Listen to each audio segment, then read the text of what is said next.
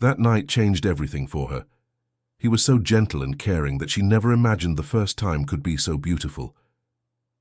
Where are you watching this story from? Subscribe to the channel and leave a like because the ending will touch your heart. When Emma accepted the invitation to dinner in that penthouse, occupying the top floor of the most luxurious building on Fifth Avenue in Manhattan, with floor-to-ceiling windows revealing the Empire State Building glowing in the distance and the movement of New York City like terrestrial stars, she never imagined that this would be the night that would split her existence into two parallel universes. Her hands trembled as she adjusted the simple cotton dress she had bought with 3 months' salary as a cashier at Whole Foods, completely inadequate for this environment where even the air seemed to have a price she could never afford. Emma was a 22-year-old woman, raised in the working-class neighborhood of Queens, where brownstones pressed against each other on narrow streets that still held the secrets of old New York. Her most notable characteristic was a shyness that made her blush at the slightest compliment, lowering her hazel eyes that shone with a mixture of curiosity and wariness toward the unknown world. The second characteristic that defined her personality was an almost anachronistic purity for modern times. She believed in true love, in fairy tales, in happy endings, even when everyone around her laughed at her naive dreams. The third was a silent intelligence that absorbed everything like a sponge, retaining details that others ignored, learning from each experience, even when she pretended not to understand. James had 45 years and had built a real estate empire that transformed the skyline of New York. Tall, with perfectly styled graying hair, large, calloused hands that contrasted with his Italian tailored suits, he had met Emma 3 months earlier when he visited the Whole Foods to evaluate purchasing the adjacent property. Something about the way she meticulously organized products on the shelves, the delicacy with which she treated each elderly customer, the way her eyes lit up when a child received a free sample, touched a part of him that had been asleep for years. The internal conflict consuming Emma that night was devastating.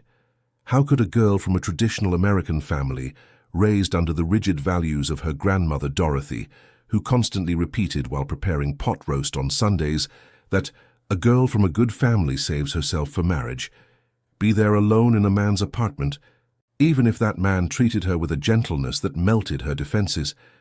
Each step she took toward that penthouse was a betrayal of the teachings she had received, but also an affirmation that she deserved to experience something beyond the narrow streets of Queens and the limited opportunities of her neighborhood. Dinner was served on a mahogany table that reflected the light of vanilla-scented candles filling the air with their delicate aroma.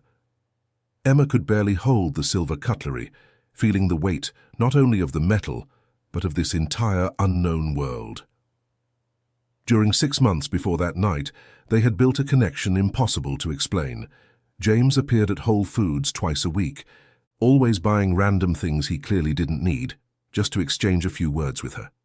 He took her to lunch at modest diners in the East Village because he perceived that she felt uncomfortable in places too elegant.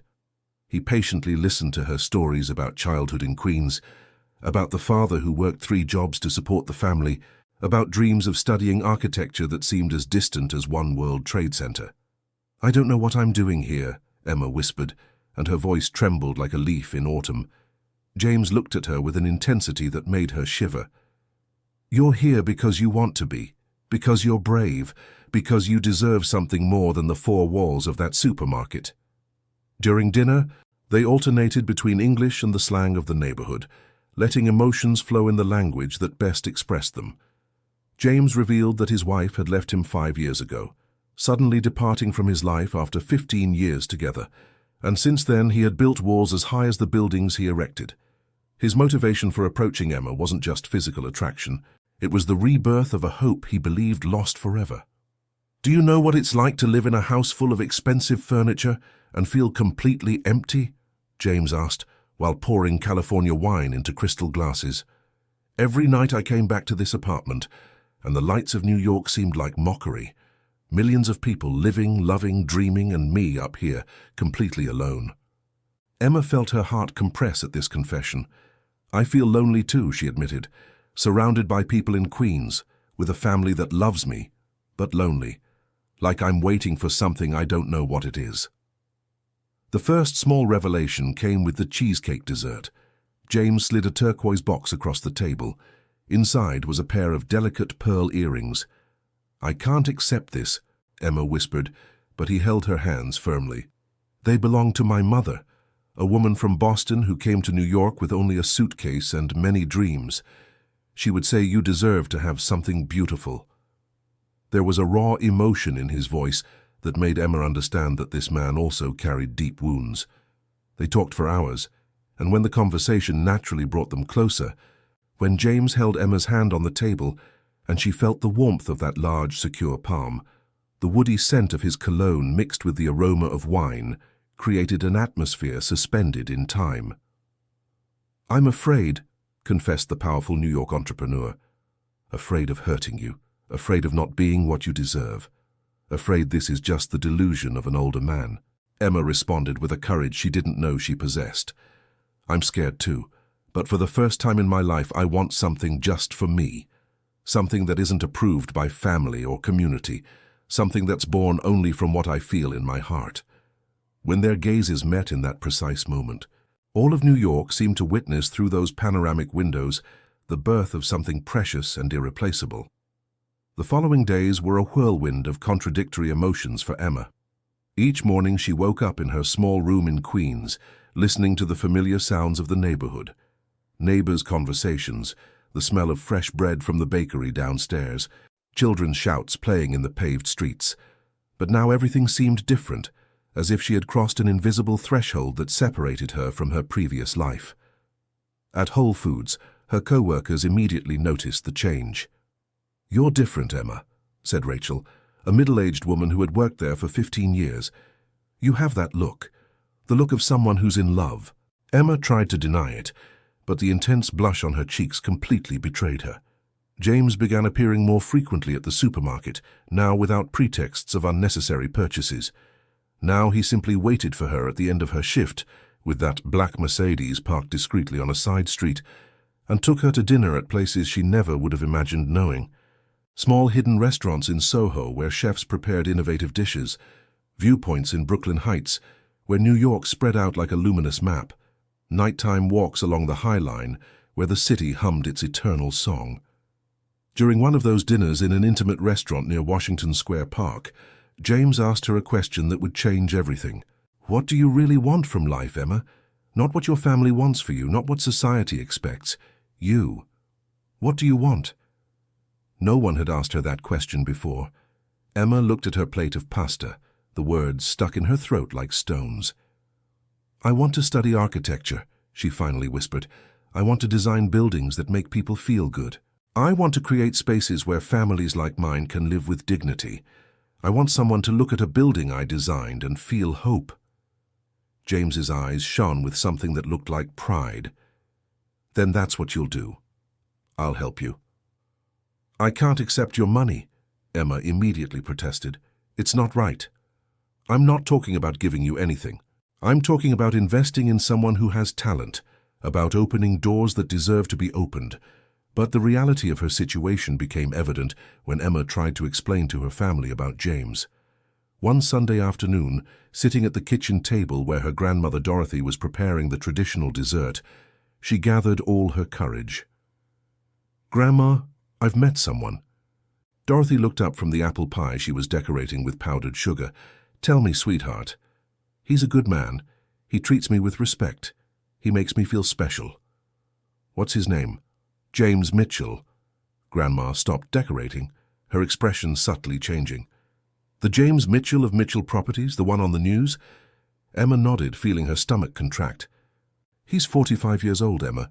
He could be your father. But he's not. He's just James, a man who's been kinder to me than anyone in my life. And what does he want from you? A young, pretty, innocent girl. Men like him don't look for wives. They look for entertainment." The words were like slaps, but Emma maintained her composure. "I love him, Grandma, and he loves me. Love isn't enough when the whole neighborhood will point fingers at you, when neighbors will whisper behind your back, when people will think you're a kept woman." That night, Emma cried in her room until there were no more tears. The price of choosing her own path was beginning to reveal itself in all its rawness. The tension in the Queen's house became unbearable during the following weeks. Emma tried to maintain her normal routine, working at Whole Foods, helping at home, attending Sunday service with her family. But each action was tinged by the silent disapproval that floated in the air like toxic smoke. Her father, a man of few words who had worked hard all his life, barely looked her in the eyes. Her mother sighed constantly, as if each breath were a reproach, and Grandmother Dorothy had stopped speaking to her completely, communicating only through brusque gestures and looks loaded with disappointment. James immediately perceived Emma's suffering. One afternoon he found her crying on a bench in Central Park, where she had gone to think after a particularly painful argument with her mother. "They're destroying you," he said with tense voice, sitting beside her. "I can't stand by watching them make you feel guilty for being happy. It's my family, James. I can't just ignore them." "I'm not asking you to ignore them. I'm asking you to value yourself as much as I value you." Emma wiped her tears with the back of her hand. "They say I'm a disgrace, that no decent girl would get involved with a man your age, that I'm staining the family name." James hugged her tightly, and she allowed herself to crumble against his chest. "I've rented an apartment in the West Village, small but nice, with lots of light, near NYU in case you decide to study. You can move in there, have your own space, breathe without every breath being judged. That would only confirm what everyone thinks, that I'm your mistress, that you're keeping me. Or it could be an act of independence, of a young woman who decides to live her own life." The most difficult decision of her life formed during that conversation in the park, while pigeons pecked at crumbs at their feet and New York continued its relentless rhythm. Emma understood she had to choose. She could remain in the comfortable cage of family expectations, or she could fly toward the unknown, accepting all the consequences that would imply. 2 days later, Emma packed her few belongings into 2 worn suitcases. Her mother cried silently in the kitchen, not trying to stop her.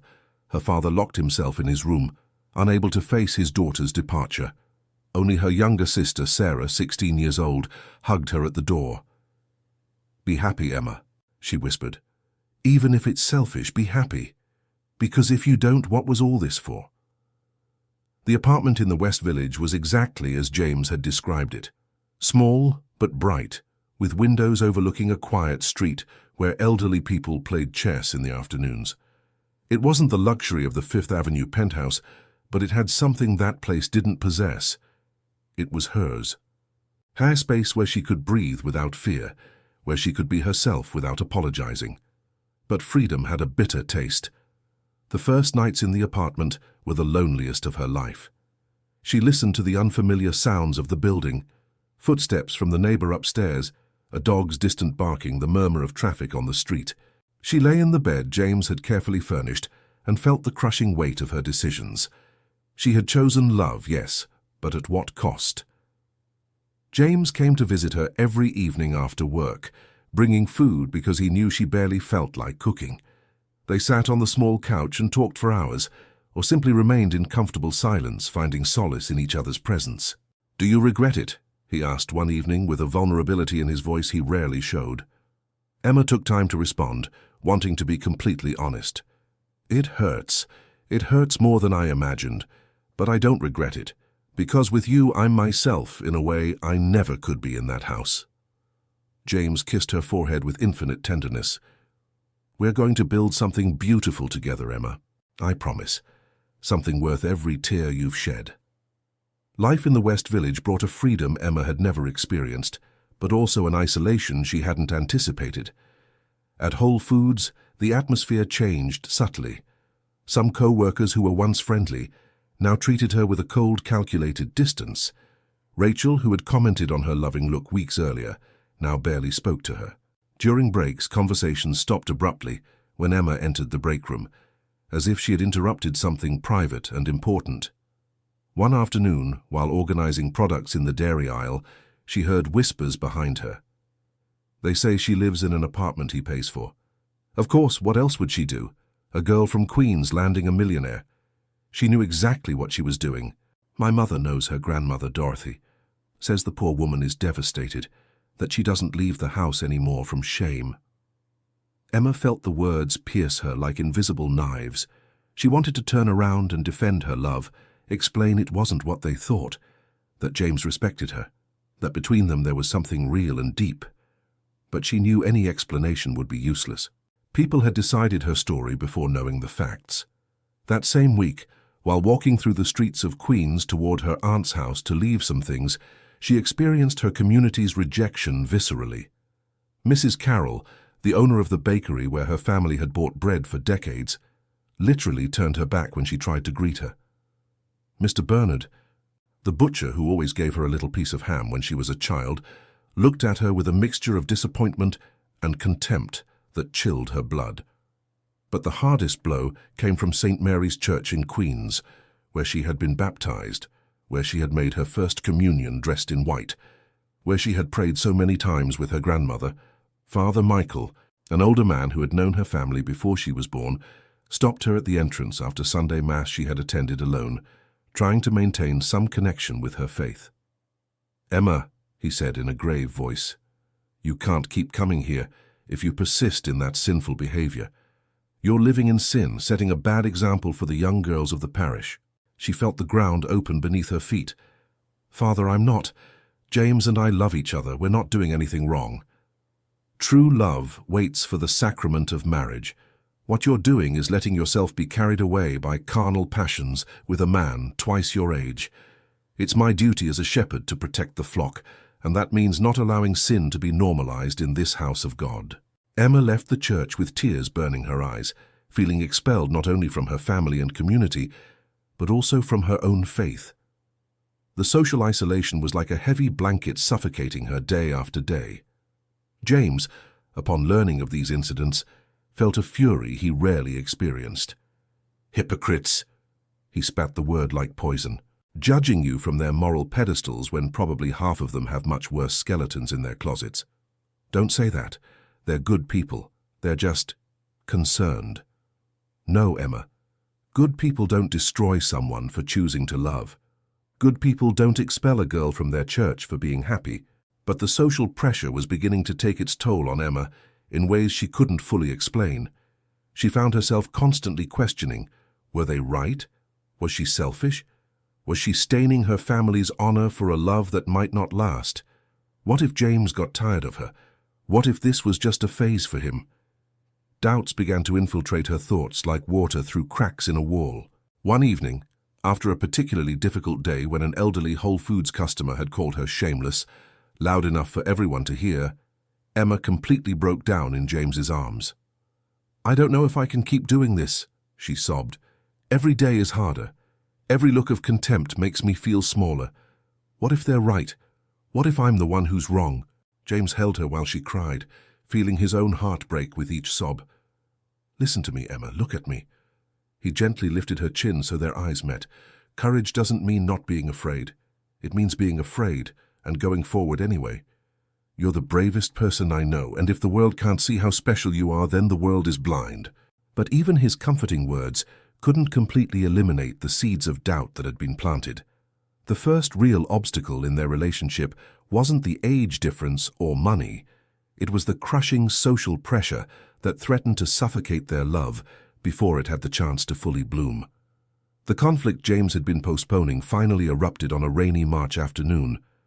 Emily, his 25-year-old daughter, appeared without warning at his office in Midtown Manhattan. James was reviewing blueprints when his secretary nervously announced the visit. His heart immediately sank. Emily never appeared without calling first unless something was terribly wrong. She entered like a storm, with red eyes and a face distorted by rage and pain. "Is it true?" she demanded to know, her voice trembling. "Are you dating a girl my age?" James stood up from his desk, trying to remain calm. "Emily, sit down. Let me explain." "I don't want to sit down. I want to know if my father has gone crazy." Tears began rolling down her cheeks. "Mom called me. She's devastated. She says all of New York is talking about you and your teenage girlfriend. She's 22 years old." "Emily? She's an adult woman. She's my age. How can you not see how sick that is? What does she have that I didn't have? Why does a stranger deserve your time when I barely see you?" The accusation hit James like a physical punch. He realized in that moment that his pursuit of happiness had created wounds in the person he loved most in the world after Emma. "This has nothing to do with you, sweetheart. It has everything to do with me," Emily shouted. "You spent 5 years depressed after Mom left. 5 years where you could barely look me in the eye because I reminded you too much of her. You worked 24 hours a day to feel nothing, and now suddenly you're in love with a grocery store cashier who probably just wants your money. Don't talk about her like that." James's voice boomed in the office with an intensity that surprised them both. "Emma is the most genuine person I've met in my life. She knows nothing about my money. I offered to help her and she refused. She had to leave her family to be with me." Emily collapsed into a chair, sobbing openly now. "Do you love her more than me?" "Oh, Emily." James knelt in front of her, taking her hands. "I love you with all my heart. I'll always love you. But the love I feel for Emma is different. It doesn't replace you. It fills a different void." "The void Mom left?" James slowly nodded. "Yes. And I know it's hard to understand, but I need you to try, please." But Emily stood up abruptly, pulling away from him. I can't accept this. Her or me, Dad, you have to choose." And she walked out of the office, leaving James in devastating silence. That evening, James arrived at Emma's apartment, completely shattered. She immediately knew something terrible had happened. She sat him on the couch, made him tea, and patiently waited until he could speak. When he finally told her about the confrontation with Emily, Emma felt the world crumbling around her. "You have to choose your daughter," she said in a firm voice, despite her heart breaking into 1,000 pieces. "She's your daughter, James, your flesh and blood. I'm just a girl you met a few months ago." "You're not just anything, Emma. You're the person who made me feel again that it's worth getting up every morning. But your daughter needs you. And if I have to walk away so she comes back into your life, then that's what I'll do." James looked at her with an expression of absolute anguish. "Are you willing to sacrifice what we have? Just like that? It's not easy. It's the hardest thing I've ever done. But I love you enough to let you go if it means you get your daughter back." In that moment, James understood something fundamental. Emma wasn't like anyone he had met before. She was willing to give up her own happiness for his sake. That act of selfless love hit him with a force he could barely process. "No," he finally said. "I'm not going to choose. I'm going to find a way to make this work. Emily is my daughter and I love her, but you're my future and I won't give up either of you." The following days were the darkest of their relationship. James tried to contact Emily repeatedly, but she rejected his calls. He appeared at her apartment, but she wouldn't open the door. He wrote her long messages that went unanswered. Desperation began devouring him from within. Emma, meanwhile, carried overwhelming guilt. Every time she saw James suffer because of his daughter, she felt it was her fault. She constantly wondered if she should just disappear from his life, make everything easier for everyone involved. One evening, after another unanswered call from Emily, James stood staring out the window of Emma's West Village apartment, his posture bent by the weight of pain. "Maybe they're right," he murmured. "Maybe I'm a selfish man destroying lives by pursuing something I shouldn't have." Emma approached and hugged him from behind, resting her head against his back. "Or maybe you're a man who's lived too long without allowing himself to be happy, who's sacrificed so much for others that he forgot he also deserves love. But if that love destroys my relationship with my daughter, is it worth it?" It was the question they both asked themselves every night, the question that had no easy answer, the question that would keep them awake for many more nights as they tried to find a way to navigate that perfect storm threatening to sink them both. The weeks following the confrontation with Emily were an emotional purgatory for everyone involved. James became a shadow of himself. At work he was efficient as always, signing contracts and supervising projects with the mechanical precision of years of experience. But those who knew him well noticed the absence of light in his eyes. His business partner, Mark, an architect who had worked with him for 20 years, confronted him one afternoon in his office. "You're destroying yourself, James. Whatever's happening, you need to resolve it. My daughter won't speak to me. How am I supposed to resolve that? Maybe by giving her time. Maybe by giving her space to process. And meanwhile, I just stand by while she hates me?" Mark sighed. looking at his old friend with concern. Sometimes love requires patience, both love for a partner and love for a child. But patience was a virtue James had exhausted. Each day without speaking to Emily was like an open wound that wouldn't heal. And every time he saw the pain in Emma's eyes, knowing she blamed herself, that wound deepened even more. Emma, for her part, had developed a routine of emotional self-punishment. She woke up early, went to work at Whole Foods where she endured whispers and stares, returned to the apartment, and spent hours studying architecture materials James had bought her, trying to prove she was more than the young girlfriend everyone talked about. But in the evenings, when James arrived exhausted and defeated, she saw the price of their love in every line of his face, and wondered if the happiness of two people could justify the pain of so many others. One rainy afternoon, while organizing products at Whole Foods, she received an unexpected visit. An elegant woman of about 50, impeccably dressed, approached the aisle where Emma worked. There was something in her posture that radiated both pain and determination. "Emma?" the woman asked. "Yes, can I help you?" "I'm Catherine, James's ex-wife, and Emily's mother." Emma's heart stopped. For a long, tense moment, both women looked at each other, evaluating one another. "Can we talk?" Catherine asked. "There's a coffee shop across the street. You finish your shift in 20 minutes, right?" Emma nodded, unable to speak. The conversation at the coffee shop was one of the most difficult of Emma's life. Catherine didn't come with accusations or anger, which somehow made everything harder.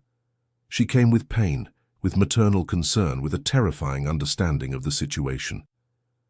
"I don't hate you," Catherine said while stirring her latte. "It would be easier if I could.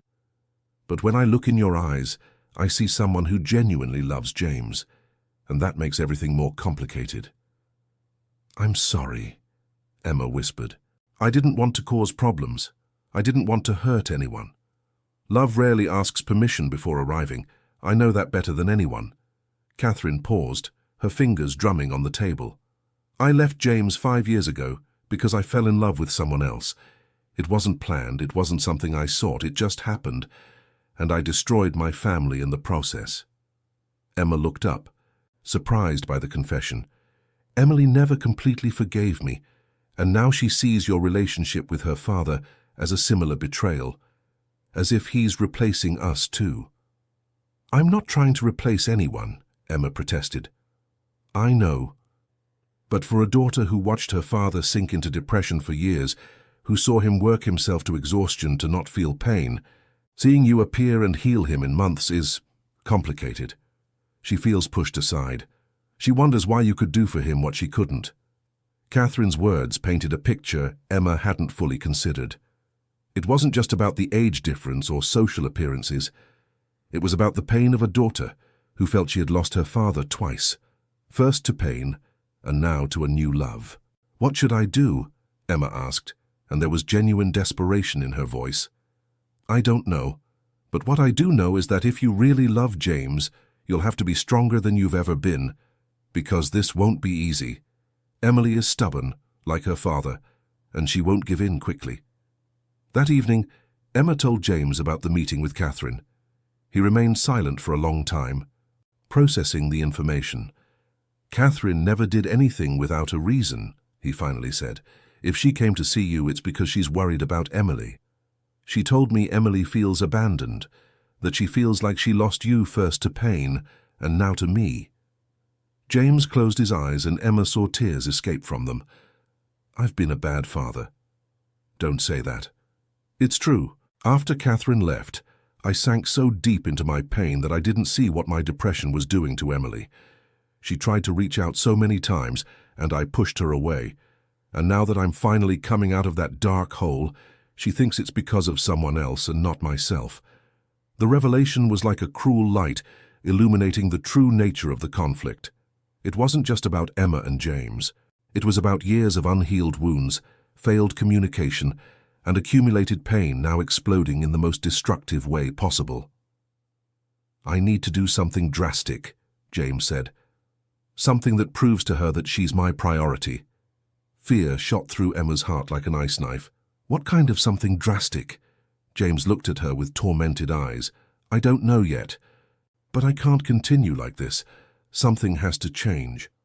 Emma spent that night awake, staring at the ceiling of the apartment, wondering if the something drastic would mean the end of their relationship.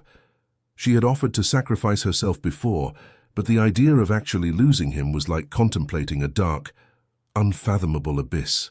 The fracture in their lives had deepened so much, it was beginning to seem irreparable, and both could feel the crushing weight of impossible decisions approaching like an inevitable storm. James made a decision that surprised everyone. For 2 full weeks, he didn't see Emma at all.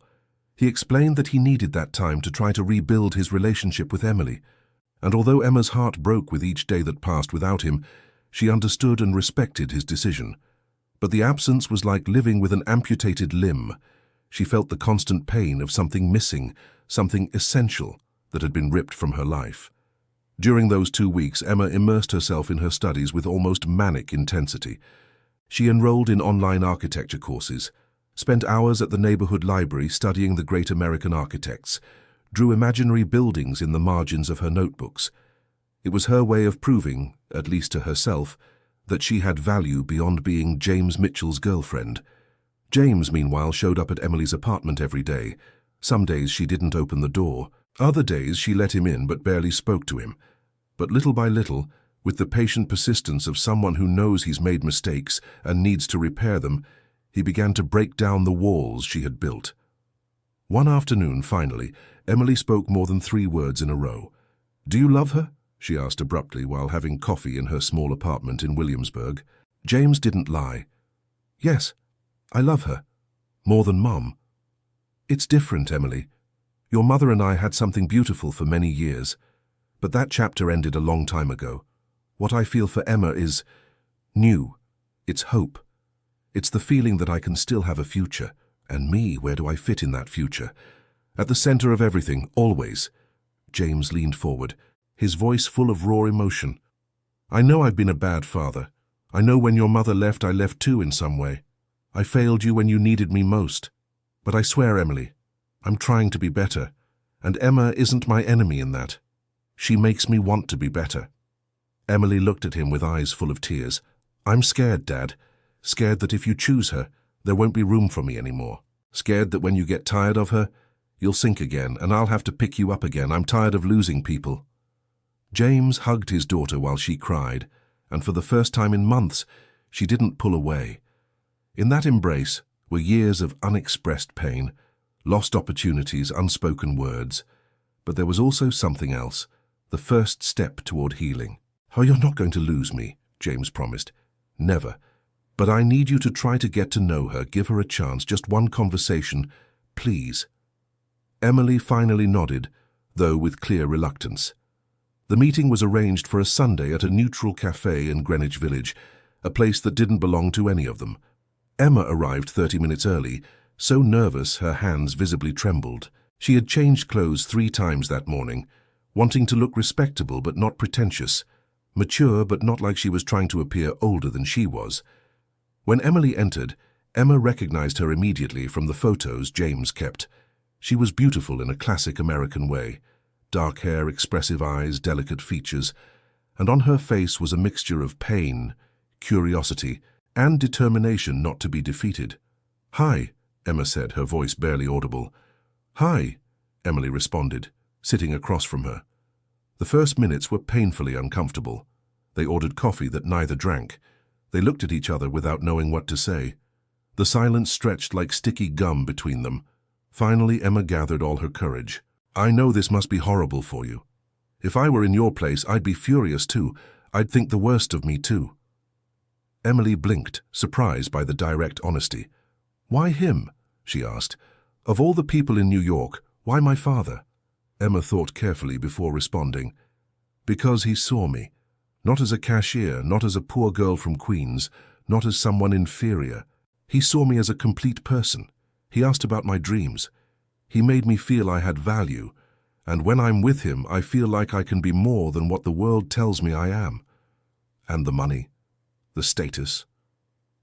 I'm not going to lie and say it doesn't scare me. It terrifies me, actually. I've refused his help so many times he gets frustrated with me. I live in an apartment he insisted on renting only because my family threw me out for being with him. But I'll pay back every cent when I can. I don't want his money, Emily. I want his time, his laugh, his stories. The way he looks at New York like he can still be surprised after all these years. Emily studied Emma for a long moment. You're my age. You should be in bars with guys your age. Experimenting, making mistakes, not playing house with a man who could be your father. I'm not playing, Emma said with a firmness that surprised them both. This is the realest love I've ever experienced. And yes, it's complicated. Yes, people judge me. Yes, I've lost my family for this, but it would be worth all that 1,000 times more for the way he makes me feel when he looks at me. There was something in that raw passion that touched something in Emily. She recognized in Emma the same kind of fierce love her mother had described when explaining why she was leaving her father. It was the kind of love that couldn't be denied, even when it was inconvenient, even when it broke things. Do you love him enough to walk away if that was better for him? Emily asked. I offered to do it. Several times, and I'd do it right now if I thought it would make him happy, but I believe it would make us both miserable.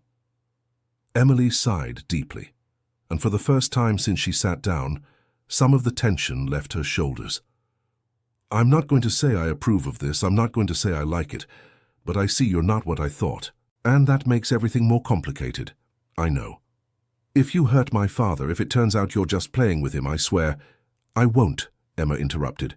But I understand you don't trust my word yet. I'm just asking for a chance to prove it with time. When James joined them later, he found something he didn't expect. Not friendship, not complete reconciliation, but the beginning of something. Emily didn't hug Emma or call her by her name with affection, but she also didn't treat her with the cold disdain she had shown before. It was a fragile beginning, but it was a beginning. That evening, when James and Emma were finally alone after 2 weeks of separation, they embraced like shipwreck survivors clinging to a lifeline. I thought I'd lost you, Emma whispered against his chest. Never.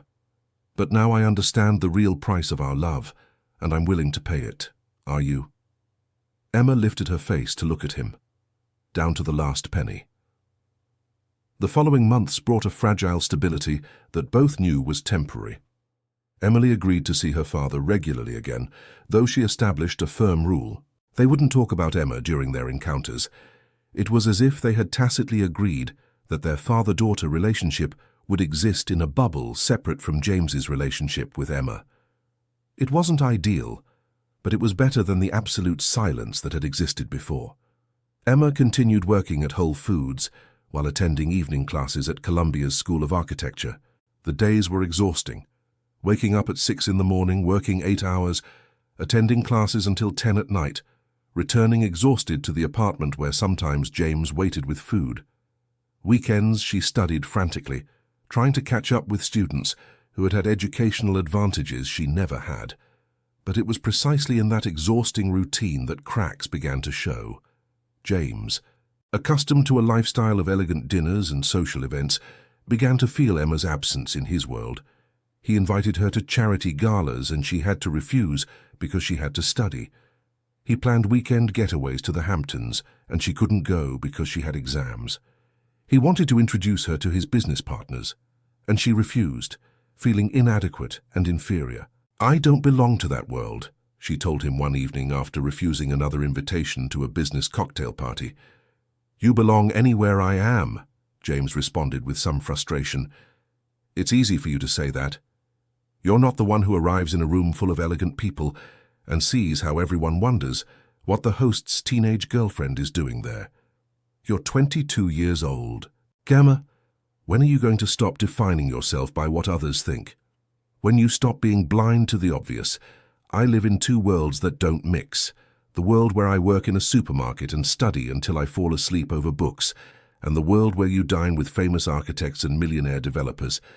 And I don't know how to be the same person in both. It was the first real fight they had, and it left a bitter taste in both mouths. The situation worsened when Emma began failing exams. Her structural design professor, a demanding New Yorker called Professor Davis, called her after class one afternoon. Miss Thompson, your work is passionate but careless. There are basic errors that someone at your level shouldn't be making. I'm sorry. Professor, I've been working a lot and everyone works a lot. If you can't handle work and studies simultaneously, perhaps you should consider whether this is the right time for your education. The words were like a slap. Emma left the university crying, feeling like a fraud, like someone who had tried to reach something too high and was now inevitably falling. When she arrived at the apartment, James was already there, waiting for her with champagne to celebrate closing an important deal. But one look at her face told him something was terribly wrong. What happened? Emma collapsed, telling him everything about the professor, about the failed exams, about the overwhelming feeling that she wasn't smart enough for this.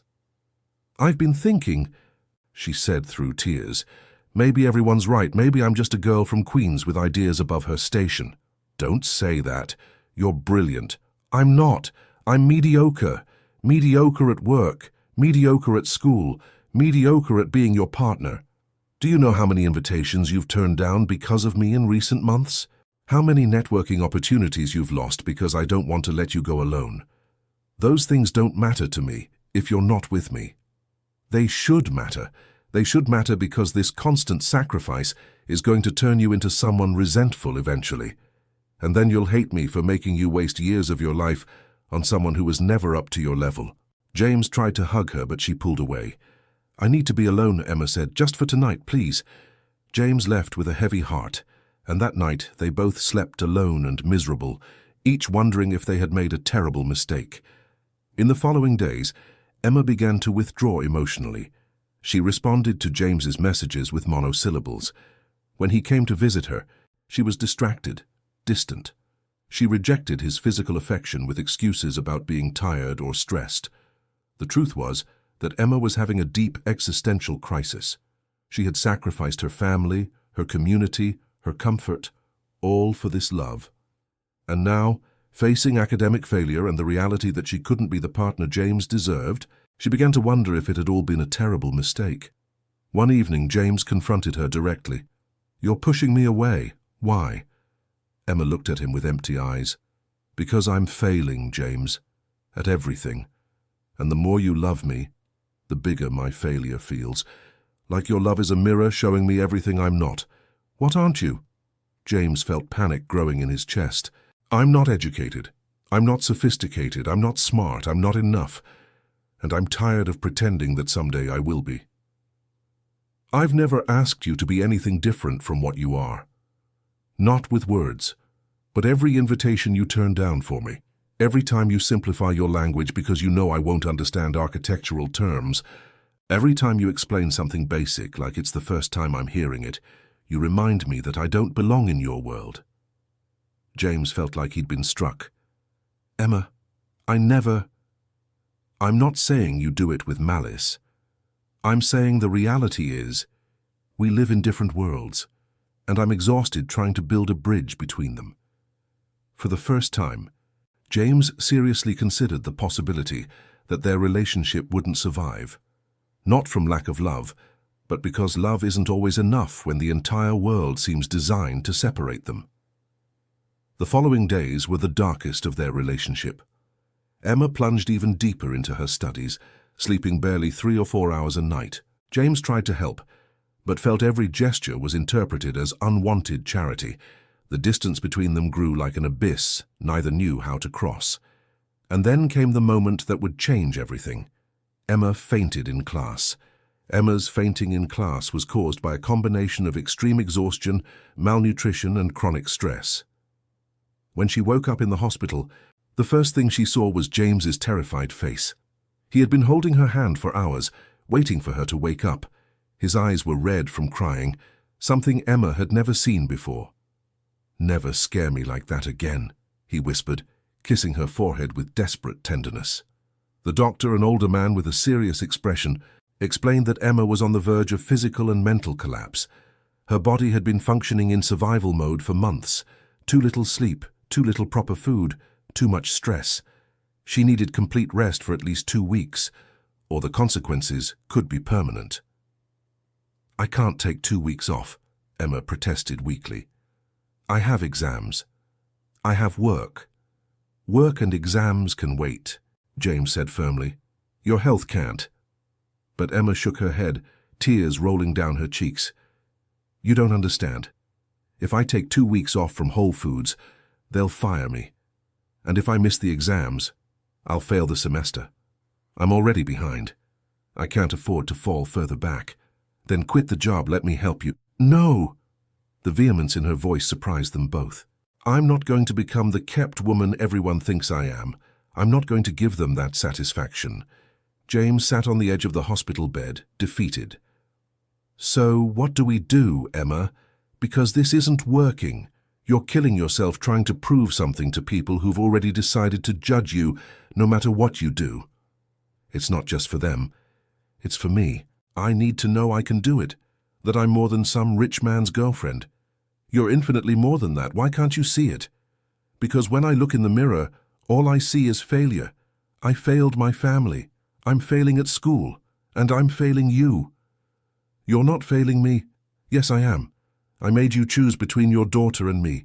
I pulled you away from your social life. I made you the subject of gossip. And I can't even be the partner you deserve in public because I'm too embarrassed at not being on your level. The raw honesty of her words hung in the hospital air like toxic smoke.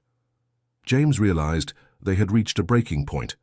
Either they found a way to heal together, or they would destroy each other with the best of intentions. That night, after Emma was discharged with a list of medications and strict orders to rest, James took her back to the West Village apartment. He put her to bed, made tea, then sat beside her in silence for a long time. I have a proposal, he finally said. Emma looked at him with tired eyes. Take a semester off from university. Keep the Whole Foods job if it's that important to you. But use the free time you would have had for studying to actually take care of yourself, to sleep, to eat properly, to go to therapy. I don't need therapy. We both need it. Emma, we're in love, but we're failing at building a life together. And it's not from lack of love, it's because neither of us knows how to navigate the waters we're in. There was a painful truth in his words that Emma couldn't deny. What if I take a semester off and never go back? What if I lose my chance? Then we'll find another way. But first you need to be alive and healthy to have any chance at all. During the following days, Emma struggled with the decision. The idea of taking a semester off felt like giving up, like admitting defeat. But her body made the decision for her. She simply didn't have the energy to continue at the pace she had maintained. She spoke with her professors at Columbia, explaining her situation. Professor Davis, the same professor who had been so hard on her before, surprised her with a compassionate response. Miss Thompson, architecture isn't a sprint, it's a marathon. Taking time to recover isn't failure, it's wisdom. The decision to take the semester off brought unexpected relief, but also a sense of emptiness. Suddenly, Emma had time. Time to sleep more than 4 hours. Time to cook proper meals. Time to reflect on her life and her choices. But with that time also came amplified doubts. One afternoon, while walking through Prospect Park trying to clear her mind, she found a bench where she sat for hours. She watched families stroll, couples embrace, children play. And she wondered if she would ever have that. A normal life, without constantly justifying herself, without constantly proving her worth. Her phone rang. It was James. Where are you? I was worried. At the park. Just thinking. Want company? Emma almost said yes, but something stopped her. Actually, I need a bit more time alone. There was a pause on the other end of the line. Are you okay? I don't know, James. Honestly, I don't know. When Emma finally arrived at the apartment that evening, she found James waiting with an expression that mixed concern and something more. Fear. Real fear of losing her. We need to talk, she said, and those 3 words hung in the air like a sentence. They sat facing each other on the small apartment couch, and for the first time in their relationship, the silence between them wasn't comfortable. It was heavy, loaded with all the unspoken words for months. I think I need time, Emma finally said. Real time. Without you. To discover who I am outside of this relationship. James felt the world crumbling around him. What are you saying, that it's over? No, I don't know. I'm saying I don't know who I am beyond being your girlfriend, and I need to find out before I completely lose myself, trying to be what I think you need me to be.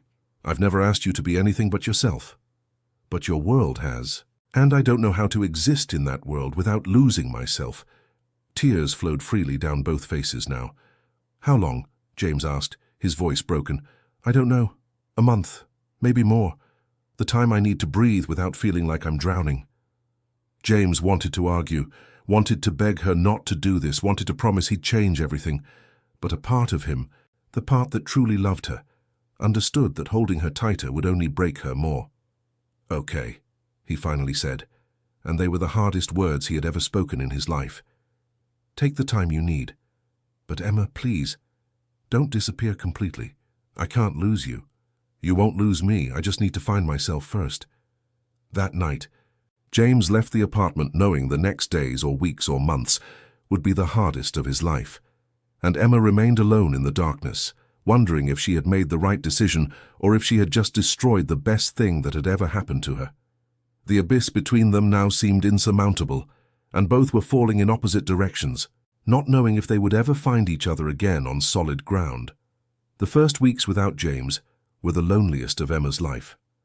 She woke up each morning in the empty apartment and for a moment forgot she had asked for space, reaching for her phone to send him a good morning message before remembering. The silence was deafening. There were no more sweet messages waiting for her. No more calls during her lunch hour. No one waiting after work with that smile that made everything worthwhile. But there was something else in that silence. Space.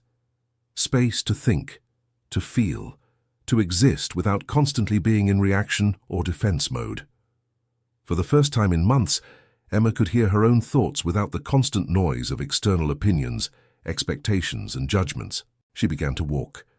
Every day after her shift at Whole Foods, she walked through New York without any particular destination. Sometimes she ended up in Queens, watching her grandmother's house from a distance, wondering if Dorothy would ever forgive her. Other times she went up to the Brooklyn Bridge just to see the city spread out below her, reminding herself that she was small in the grand scheme of things, that her problems didn't define the universe. During one of those walks, something unexpected happened. She entered a small bookstore in the East Village she had never noticed before. The owner, an older man with thick glasses and a white beard, was organizing architecture books when he saw her looking at the titles with longing. "Architecture student?" he asked with a kind smile. "I was. I took a break." Sometimes breaks are more valuable than studies. What interests you specifically? Emma didn't know why, but she found herself telling this kind stranger everything. Her dreams of designing buildings that would help poor communities, her frustration with formal education that felt distant from the realities she had lived, her feeling that she had lost her way. The bookseller, who introduced himself as David, listened attentively. When she finished, he disappeared between the shelves and returned with 3 books. These aren't textbooks. They're memoirs of architects who changed the world, not because they were the most educated, but because they understood people. Read these. And if you want, come back, and we'll talk about them. Emma bought the books with her own money, feeling a small spark of excitement that had been absent for months. That night she devoured them, reading until her eyes burned. Feeling she was finally learning something that resonated with her, she returned to the bookstore the following week, and the next. David became a kind of unofficial mentor, recommending readings, challenging her ideas, encouraging her to think beyond the confines of formal education. "Architecture," he told her one afternoon while having coffee at the bookstore's small table, "isn't just about buildings. It's about understanding how people live. And you, Emma, understand that better than any Columbia student because you've lived it." The words resonated deeply within her. For the first time, her background didn't feel like a disadvantage, but like a unique strength. Meanwhile, James was fighting his own demons. He respected Emma's request for space, though every fiber of his being screamed to contact her. He threw himself into work with renewed intensity, but everything felt hollow without her. He closed a multi-million-dollar deal, and there was no one to celebrate with. He visited a new property with incredible potential, and all he could think about was how much Emma would love the place. Emily immediately noticed the change. "You're miserable," she observed during a Sunday brunch. "I'm fine."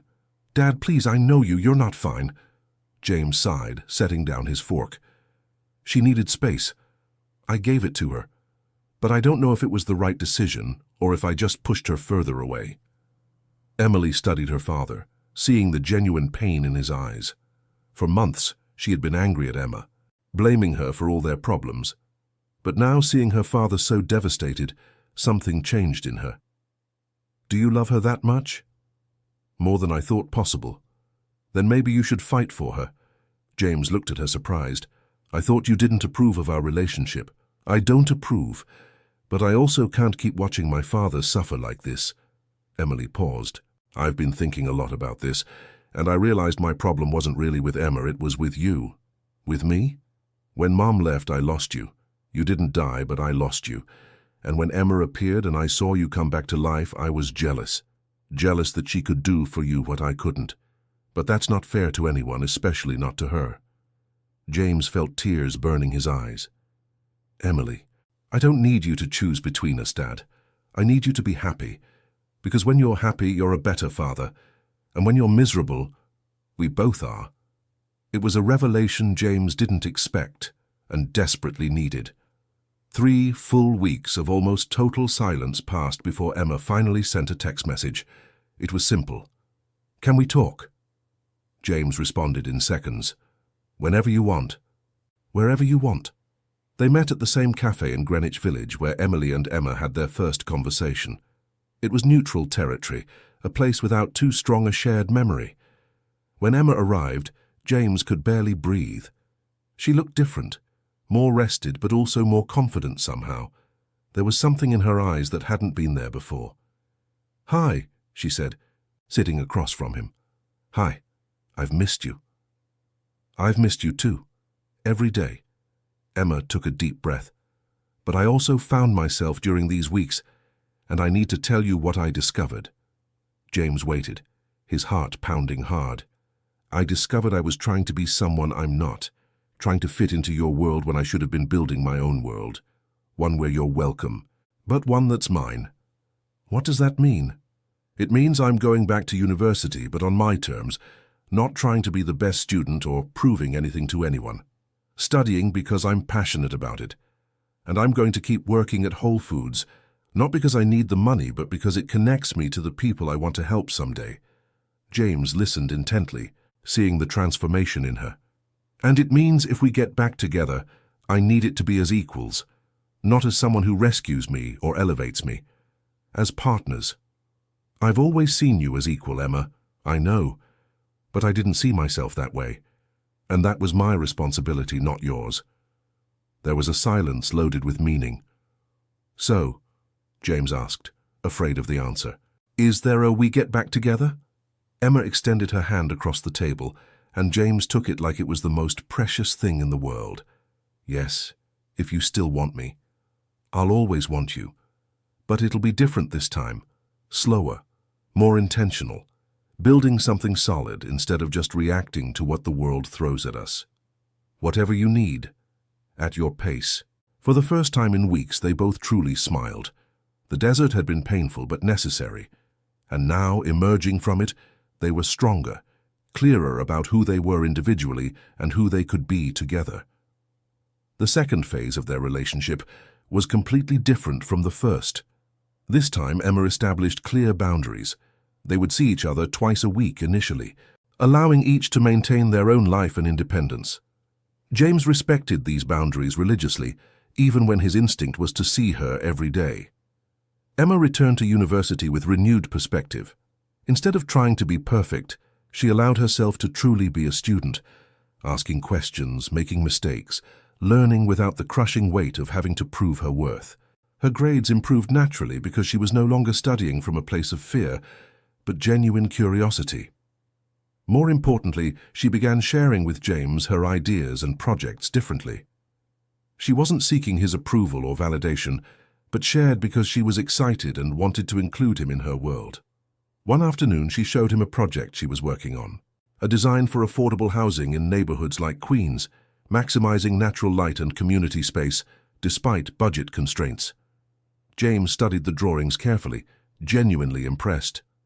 "This is brilliant, Emma. Have you thought about submitting it to a competition?"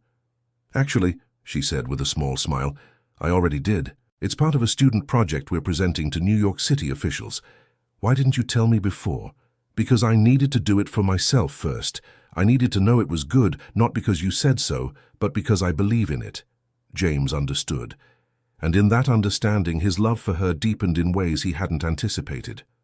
Meanwhile, the relationship between Emma and Emily began to evolve unexpectedly. One day, Emily appeared at the Whole Foods where Emma worked.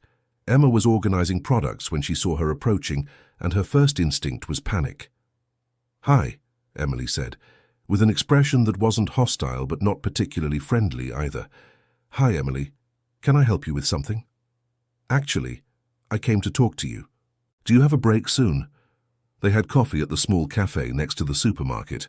For the first minutes, the silence was uncomfortable. Finally, Emily spoke. "I've been horrible to you, and I'm sorry." Emma blinked, surprised. "You don't need to apologize. I understand it was a difficult situation."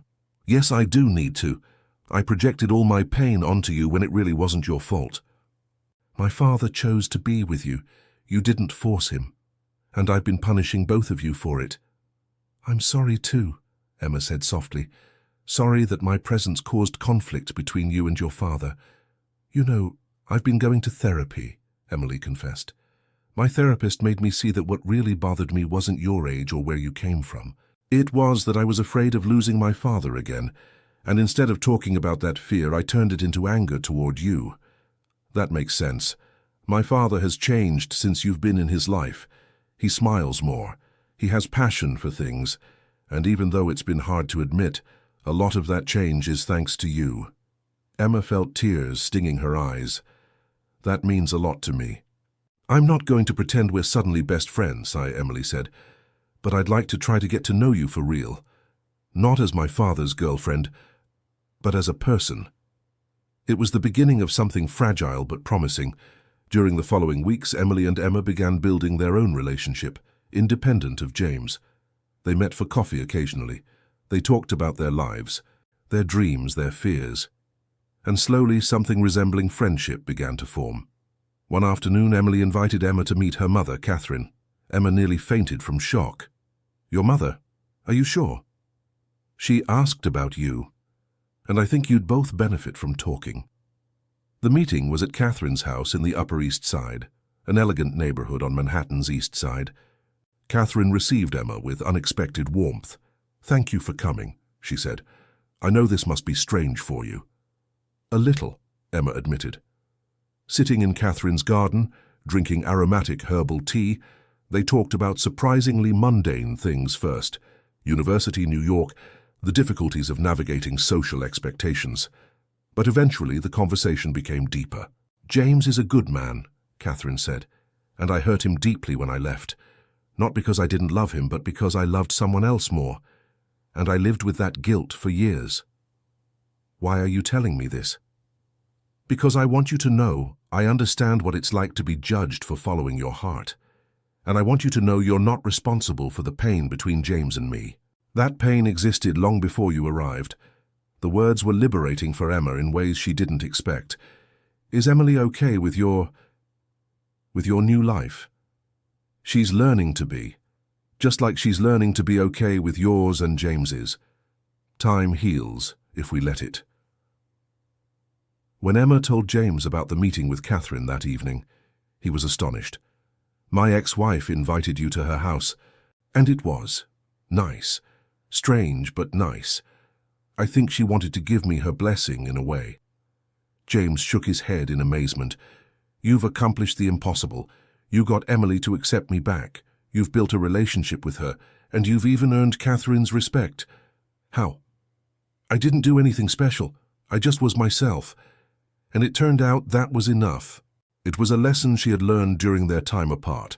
She didn't need to be extraordinary. She just needed to be authentic.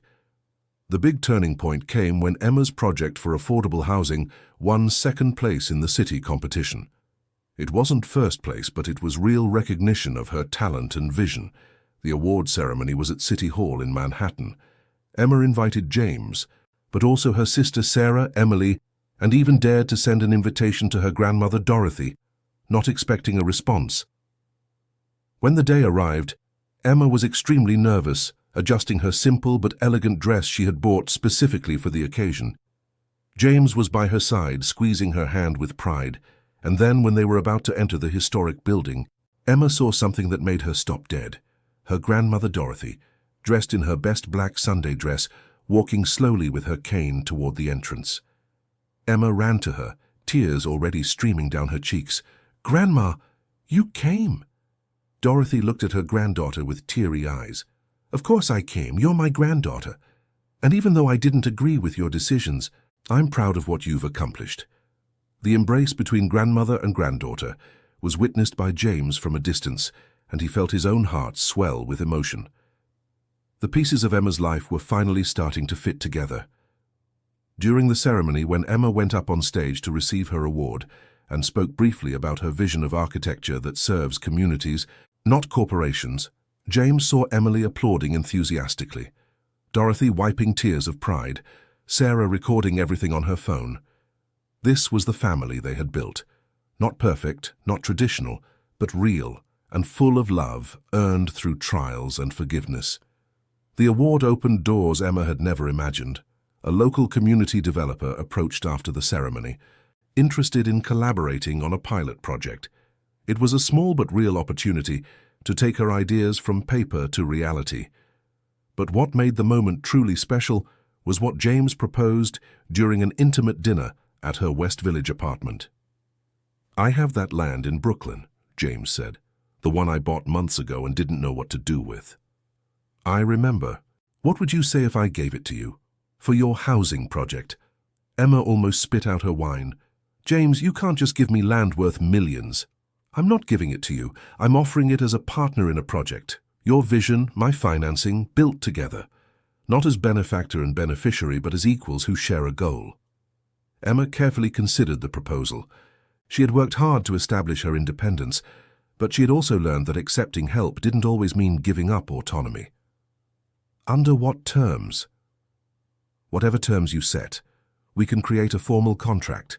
You can bring your professor as a consultant. Whatever you need to feel this is legitimate. And if it fails, what if you lose money?" James smiled. "Then we'll have failed together trying to do something good.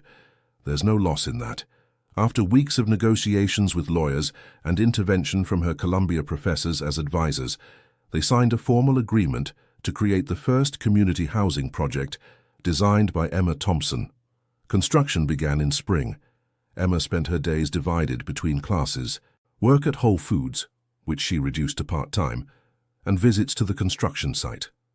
James helped her navigate the business aspects she didn't understand, but always let her make the final decisions. It was during that construction period that their relationship reached a new level of depth. One rainy afternoon, they were on site reviewing progress when Emma had a panic attack.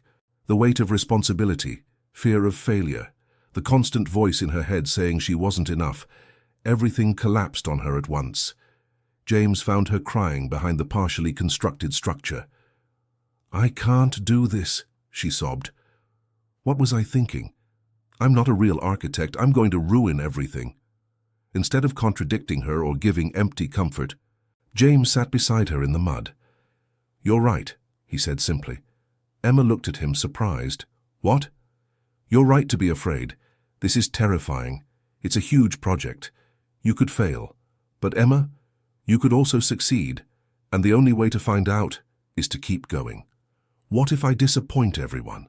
Then you'll disappoint us, and we'll recover, and we'll learn. But if you give up now, you'll definitely disappoint one person, yourself." Something in the raw honesty of his words gave Emma the strength to stand up. It wasn't a guarantee of success, but it was permission to try and possibly fail. Construction continued for months. There were problems, delayed materials, budgets that ran over, designs that needed adjustments. Emma learned more in those practical months than in all her semesters at university. Emily also began to get involved, offering help with marketing and public relations. Her work at a communications agency proved useful for promoting the project and attracting additional investors. One evening, during an impromptu dinner at the construction site where everyone shared sandwiches and cheap beer, Emily raised her glass. "A toast," she said, "to Emma, who proved to us that value doesn't come from where you're from, but where you decide to go." It was a moment of complete acceptance that made Emma cry tears of happiness. The project faced its biggest challenge when a group of neighbors protested. Worried that affordable housing would reduce their property values, Emma had to present her case to the community board, facing hostility and prejudice.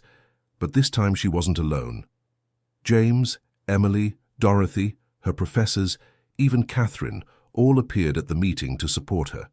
And when Emma spoke, she did so with a passion and conviction that came from a deep place of authenticity. "Everyone deserves a dignified place to live," she said, her voice clear and firm. "I'm not building charity, I'm building community. And if that threatens your property values, then maybe we should question what we really value." The project was approved by a narrow vote. As construction neared completion, James took Emma on a special date. He blindfolded her and drove for half an hour before stopping. "Where are we?" she asked, intrigued. "Open them." They were standing in front of the Brooklyn property, but now, where there had once been only empty land, rose a beautiful building, the housing Emma had designed, with large windows letting in natural light, welcoming community spaces, rooftop gardens. "It's almost finished," Emma whispered, overwhelmed. "Your dream is almost realized," James corrected. "And I wanted you to see it before you fill it with families. This moment is yours, only yours." Emma walked through the empty building, touching the walls, imagining the lives that would be lived there. She had started as a Whole Foods cashier with impossible dreams. And now, against all odds, those dreams had physical form. On the rooftop, with New York spreading before them under the sunset sky, James hugged her from behind. "I'm so proud of you," he whispered in her ear. "I couldn't have done it without you." "You're wrong. You could have done it without me. It just would have taken longer. But I'm glad I was here to see it." It was true that Emma had learned. Her value didn't depend on James, but his love had helped her see that value in herself. And that was the difference between dependence and partnership. The housing complex's inauguration was scheduled for mid-June, coinciding with the 4th of July celebrations approaching. But 2 weeks before the big day, something happened that threatened to ruin everything. An article appeared in a local newspaper, not about the project itself, but about the relationship between Emma and James. The headline was cruel. "Social project or personal project? The controversy behind the Brooklyn housing." The article insinuated that it had all been a way for James to benefit his young girlfriend, that Emma didn't have the real qualifications to lead such a project, that it was another example of privilege disguised as social progress. Emma read the article sitting at her apartment table, feeling each word like a punch. All her work, all the hours of study, all the battles fought, reduced to a narrative of romantic favoritism. "I can't do this," she told James that evening. The newspaper crumpled in her trembling hands. "I can't inaugurate that building knowing everyone will think it's just an expensive gift from my rich boyfriend. You know that's not true." "But they don't know. To the rest of the world, I'll still be the supermarket cashier who slept her way to the top." The rawness of her own words surprised her, but they reflected the poison the article had planted in her mind. James sat across from her, taking her hands. "Listen to me very carefully. We can cancel the inauguration. I can sell the project to another developer. I can make your name disappear from all public documents, whatever you need to feel safe. But that would be giving up. Or it would be protecting you from a cruel world that doesn't deserve your light." Emma closed her eyes, tears sliding down her cheeks. During the following hours, she wrestled with the hardest decision of her life: give up to the voices that had always judged her, or face them with the truth of her work. The answer came from an unexpected source. Dorothy appeared at her apartment the next morning, with the newspaper in hand and fire in her eyes. "Sweetheart, you need to get up and fight." Emma looked at her, surprised by the ferocity in her grandmother's voice. "Grandma, No, you listen to me now. I know I didn't support your relationship at first. I know I was hard on you, cruel even. But I've seen how you've worked. I've seen the dark circles under your eyes from studying all night. I've seen the drawings and plans you keep. And I know, Emma, I know this is yours. But the article is garbage written by people who have no idea what it costs to build something from nothing when you come from where we come from. And if you let those voices stop you, then all the women who come after you will be stopped too. Her grandmother's words ignited something in Emma that had been smothered by shock. What should I do? You go to that inauguration with your head held high. You show your work, and you let the work speak for you. That evening, Emma wrote a public statement that was posted on social media and sent to all the media outlets that had covered the controversy. I am Emma Thompson. I'm 22 years old. I grew up in Queens working in supermarkets to help my family. I fell in love with an older man, and yes, that's part of my story. But it's not my whole story. This project exists because I worked for it, because I spent sleepless nights learning, because I failed and tried again, because I refused to accept that my origin determined my destiny. James Mitchell believed in my vision and provided resources. But the vision is mine. The work is mine. And if that makes people uncomfortable because I don't fit their idea of what an architect should look like, then their discomfort is their problem, not mine. Doors open June 23rd. Come judge the work, not my love life. The statement went viral. Some supported her enthusiastically. Others continued to criticize. But what mattered was that Emma had found her voice and used it. Not defensively, but affirmatively.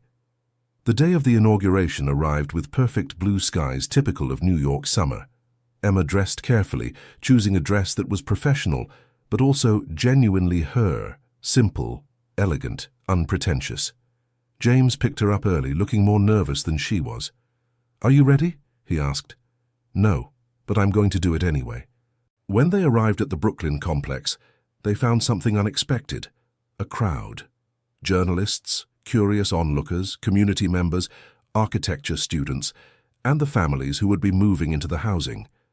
Emma gave a tour, explaining each design decision, how she maximized light, how community spaces encouraged interaction, how she had incorporated energy efficiency systems to keep costs low. One of the journalists, the same one who had written the original article, confronted her. "Miss Thompson, what do you say to those who believe this project was only possible because of your relationship with Mr. Mitchell?" Emma looked him directly in the eyes. "I say they're right. I couldn't have done this without him. But not in the way you're insinuating. James gave me the opportunity the world denied me because of my background. But the building you see, every design line, every space, every decision, is mine." He opened the door. "I built what's behind it. And if that's so hard to believe, maybe you should ask yourselves why you underestimate young women from working-class neighborhoods so much." The moment was captured by every camera present. At the end of the day, when families received the keys to their new homes, when children ran excitedly through light-filled hallways, when elderly people touched the walls with tears of gratitude, Emma knew it had been worth it. Every criticism, every doubt, every sleepless night, everything had led to this moment where her dream became home for others. James found her on the rooftop at sunset, where the city lights were beginning to turn on. "You did it," he said simply. "We did it," she corrected. "No, Emma. This is yours. I just had the privilege of seeing it born." As the sun set over New York, painting the sky oranges and pinks, Emma finally understood something fundamental. Her value had never been in doubt. What had been in doubt was her ability to see it herself, and now that she saw it, no one could take it away from her.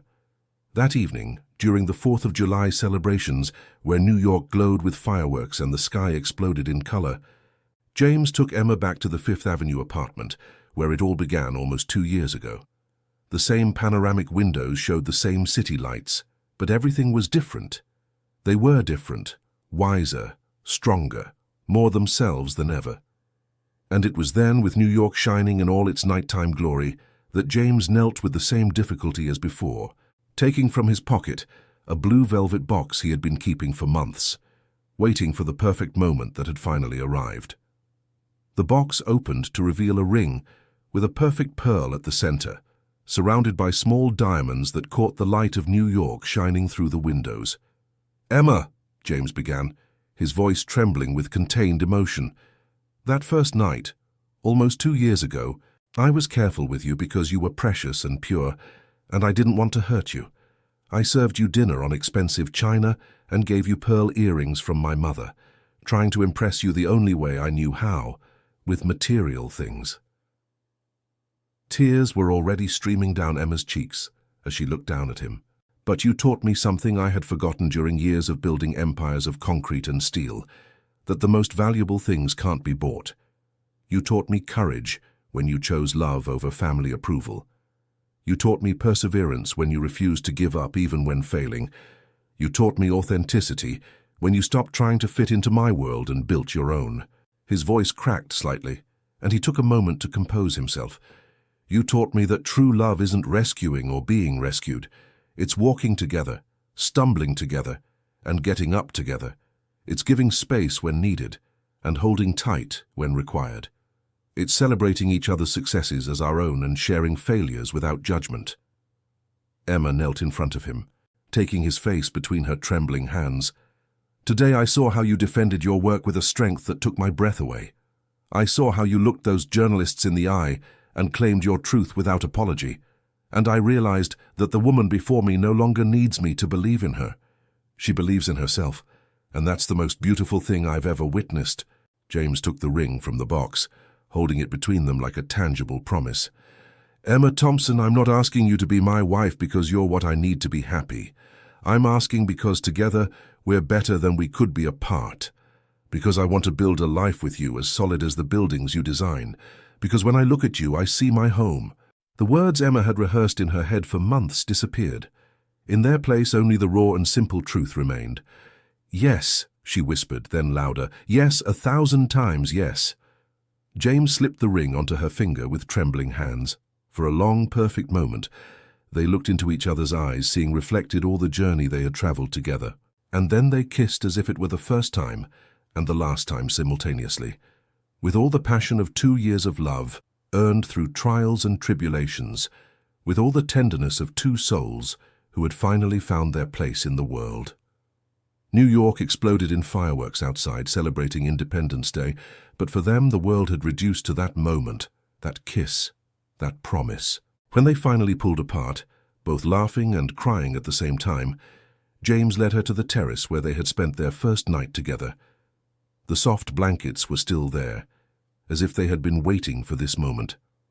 They sat wrapped in blankets, watching the city that had seen them born, grow, suffer, and triumph. You know what's most ironic? Emma said, resting her head on James's shoulder. What? That first night I was terrified because I thought I wasn't enough for your world, and it turned out the real challenge was learning I never needed to be enough for your world. I needed to be enough for my own. James kissed her forehead with infinite tenderness, and you created a world more beautiful than I could ever have imagined. They spent hours there, talking about the future they would build together. They talked about the wedding Emma wanted to have at the small church in Queens, proving she had come home on her own terms. They talked about more housing projects, about the possibility of turning it into a foundation. They talked about traveling across America and the world, about teaching Emma everything there was beyond New York. I want Emily to be my maid of honor, Emma suddenly said. James looked at her surprised. Really? It's cost us so much to get here. She and I built something real, something that goes beyond you, and I want to honor that. That would make her very happy. And I want Dorothy to walk me down the aisle. She raised me as much as my father. She deserves to be there. Each decision Emma made about her future wedding was an affirmation of who she was. A woman who honored her roots while building her future, who valued family as much as independence, who understood that real power came from authenticity. The next day they went together to see Dorothy. Grandma opened the door of her Queen's house with a curious expression, but when she saw the ring on Emma's finger, her eyes filled with tears. "Oh, sweetheart," she whispered, hugging her granddaughter. "Oh, my sweet girl." James, standing respectfully back, waited his turn. When Dorothy finally looked at him, he extended his hand. "Mrs. Dorothy, I know I haven't been the choice you would have made for Emma. I know I've caused pain to your family, but I promise you with all my heart that I'll spend the rest of my life loving her, respecting her, and supporting her in being the extraordinary woman she is. Dorothy studied his face for a long moment. Then, instead of taking his hand, she hugged him. "Take care of my granddaughter," she said with a trembling voice, "because if you don't, I'll find a way to make you pay, millionaire or not." James laughed, hugging her back. "I wouldn't expect anything less." News of the engagement spread quickly. Emily called crying with happiness, immediately accepting to be maid of honor. Emma's classmates at Columbia organized a small celebration. Even at Whole Foods, where Emma had reduced to part-time but still worked, her co-workers congratulated her with genuine warmth. Rachel, who had been cold to her for so long, approached timidly. "Emma, I want to apologize. I judged your relationship without knowing the full story. I was wrong." "Thank you, Rachel. That means a lot. I saw the article about the housing project and your response. It was brave. You made me proud to have known you." It was a small but significant example of how perceptions could change when people saw beyond initial prejudices. The following months were a whirlwind of wedding planning, work on the housing project that was now attracting interest from other community developers, and final studies at university. Emma would graduate that same year, an achievement that months before had seemed impossible. The night before the wedding, following tradition, Emma and James slept separately. Emma was in her old West Village apartment, surrounded by Emily, Sarah, and even Catherine, who had offered to help with preparations. "Nervous?" Emily asked as they finished packing the last things. "Terrified," Emma admitted, "but the good kind of terror. Like jumping off a cliff knowing you're going to fly." Catherine smiled from the couch where she was folding the wedding veil. "That's exactly the kind of fear you should feel. If you're not a little scared, it's not important enough." "Any marriage advice?" Emma asked. The three women looked at each other, Emily, Catherine, and Sarah, each with their own experience of love and family. "Don't lose who you are in the process of being a wife," Catherine said after a moment. "That was my mistake. I got so lost in being James's wife that I forgot who Catherine was. You already know who you are, Emma. Don't forget it." "Fight when you need to fight," Emily added. "Don't let small things accumulate until they become big resentments. And laugh a lot," Sarah said with wisdom beyond her years. "I've seen how James looks at you when you laugh. That's true love." They slept little that night, talking until the sky began to lighten with the dawn of a new day. The morning of the wedding, Emma woke up with sunlight filtering through the windows of her West Village apartment. For a moment she allowed herself to simply lie there, absorbing the magnitude of the day. 2 years ago she was a Whole Foods cashier with dreams that seemed impossible.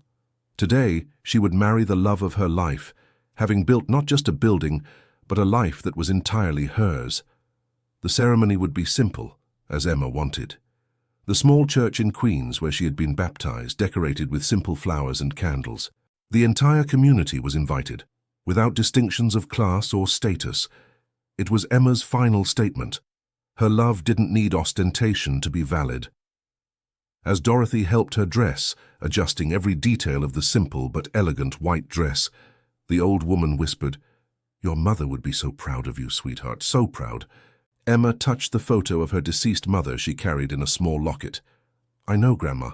I feel her here."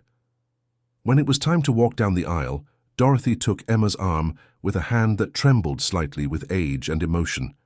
The church doors opened, revealing the interior filled to the last space with all the people who had been part of her journey. And at the end of the aisle, waiting with tears in his eyes and a smile that illuminated his entire being, stood James. Each step Emma took toward him was a step away from the insecure girl she had been and toward the woman she had become. Not because he had changed her, but because his love had given her the space and support to change herself. When Dorothy placed Emma's hand in James's and sat down, Father Michael, the same priest who had rejected her years before, began the ceremony with words of repentance and blessing. "We all make errors in judgment," he said, looking directly at Emma. "I judged where I should have loved. And now I have the privilege of witnessing what happens when two people choose love above everything else." The vows were written by themselves. James spoke first, his deep voice resonating in the small church. "Emma, I promise to be your partner in everything, in successes and failures, in joys and sorrows. I promise to give you space when you need it and be present when you call me. I promise to never stop marveling at your strength, your creativity, your heart. I promise to grow old by your side, learning something new every day about the love we share. Tears flowed freely down Emma's cheeks as she responded, James, I promise to stay true to myself while growing with you. I promise to challenge you when you get complacent and celebrate you when you triumph. I promise to build with you a home that isn't of walls but of mutual understanding and respect. I promise to love not only the man you are, but the man you're becoming with each passing day. When the priest declared them husband and wife, the kiss they shared was interrupted by deafening applause from the entire congregation. The small Queen's Church had never witnessed so much joy, so much celebration of a love that had overcome all odds. The reception was at the Brooklyn housing complex, in the same community space Emma had designed. It was symbolic, celebrating their marriage at the place that represented her greatest personal triumph. They danced under the stars, while a band played traditional American music. They ate barbecue prepared by Grandmother Dorothy and her friends from the neighborhood. They toasted with champagne, while New York glowed around them. During the first dance, James whispered in Emma's ear, "Remember the first night, when you were so nervous you could barely hold the silverware?" Emma laughed softly. "I remember thinking I didn't belong in that world of luxury." "And now," she pulled back slightly to look into his eyes, "now I know I didn't need to belong to that world. I needed to create my own. And you had the wisdom to see that before I did." It wasn't wisdom, it was love. The kind of love that wants to see the other person flourish, not wither trying to fit into the wrong mold. They danced in silence for a moment, simply enjoying being together, having finally reached this point after so much pain and growth. When the party began to wind down and guests started leaving, Emily approached Emma for a hug. "Welcome to the family, officially. Thank you for giving me a chance. Thank you for being strong enough to survive my initial anger. And thank you for loving my father in a way that made him human again." They were words Emma would treasure forever. Dorothy was the last to leave, hugging her granddaughter fiercely. "Be happy, my Emma. Be everything you always knew you could be." "I will, Grandma, I promise." When they were finally alone in the Fifth Avenue apartment, now officially their shared home, Emma stood in front of the same windows where it all began. "What are you thinking?" James asked, wrapping her in his arms from behind. "About how much we've changed, about how much I've changed. Do you regret anything?" Emma seriously considered the question. "Not the outcome, but I do regret the pain I caused. To my family, to Emily, to everyone who cared about me. Growth is rarely painless. No, but it was necessary." They stayed like that for a long time, watching New York shine in the night, feeling the weight of everything they had overcome and the lightness of everything that was to come. "You know what I realized today?" Emma finally said. "What?" "That first night wasn't really the first time, it was just the beginning. The real first time was today, the first time I stood before the world as Emma Mitchell, not as someone who has to prove her worth, but as someone who simply knows it." James turned her to face him, seeing the radiant confidence in her eyes. "I love you for that. For finally knowing what I've always seen in you. And I love you for having the patience to wait while I discovered it." They kissed again, but this kiss was different from all they had shared before. It wasn't desperate like in the early days, nor uncertain like during their crises. It was solid, confident, filled with the certainty of two people who had chosen to build a life together and knew exactly what they were getting into. New York continued to shine outside, the eternal city that had seen them born as a couple and now saw them consolidate as a family. The lights of the Empire State Building reflected in the apartment windows, a constant reminder that the most beautiful things take time to build, that perfection comes from persistence, not haste. And as Emma and James began their first night as husband and wife, not in the empty luxury that characterized their first dinner together, but in the fullness of a love earned through trials and tribulations, they knew with absolute certainty they had made the right choices. Because in the end, true love isn't about finding someone perfect. It's about finding someone imperfect and building something perfect together, brick by brick, decision by decision, day by day. And that was exactly what Emma and James had done.